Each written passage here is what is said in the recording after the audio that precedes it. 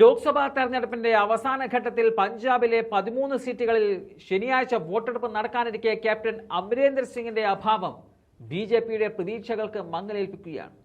ഇത്തവണ ബിജെപി എല്ലാ സീറ്റുകളിലും ഒറ്റയ്ക്ക് മത്സരിക്കുന്നതും പഴയ സുഹൃത്തായ അകാലിദൾ ഒപ്പം നിൽക്കാത്തതും കാരണം കേന്ദ്രം ഭരിക്കുന്ന പാർട്ടി ഒറ്റപ്പെടുന്നതിന്റെ ചിത്രമാണ് പുറത്തു വന്നിരിക്കുന്നത്.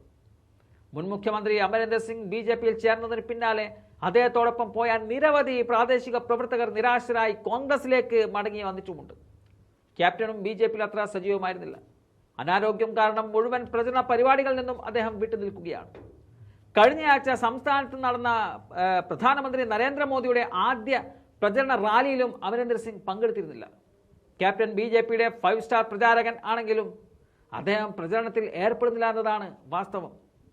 സംസ്ഥാനത്തുടനീളം പാർട്ടിയുടെ പ്രചരണത്തിന് ശക്തനായ നേതാവിന്റെ അഭാവം ബിജെപിയുടെ പ്രശ്നം വർദ്ധിപ്പിച്ചിട്ടുണ്ട്.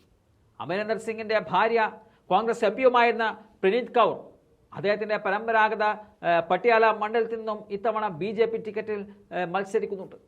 കൗറിന്റെ നാമനിർദ്ദേശ പത്രിക സമർപ്പിക്കുമ്പോഴും അമരേന്ദർ സിംഗ് പങ്കെടുത്തിരുന്നില്ല.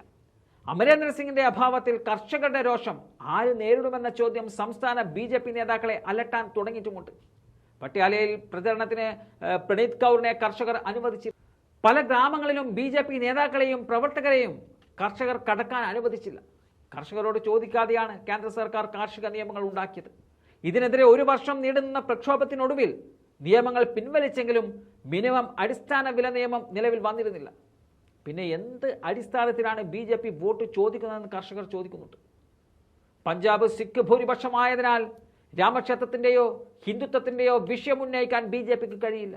അതിനാൽ സംസ്ഥാനത്തെ ആം ആദ്മി സർക്കാരിന്റെ കാര്യക്ഷമതയില്ലായ്മ, അതുപോലെ അഴിമതി, അരവിന്ദ് കെജ്രിവാളിന്റെ മദ്യ കുംഭകോണത്തിൽ ആരോപിക്കപ്പെടുന്ന പങ്കാളിത്തം, CAA നിയമത്തോടുള്ള കോൺഗ്രസിന്റെ എതിർപ്പ് എന്നിവ കേന്ദ്രീകരിച്ചാണ് ബിജെപിയുടെ പ്രചരണം.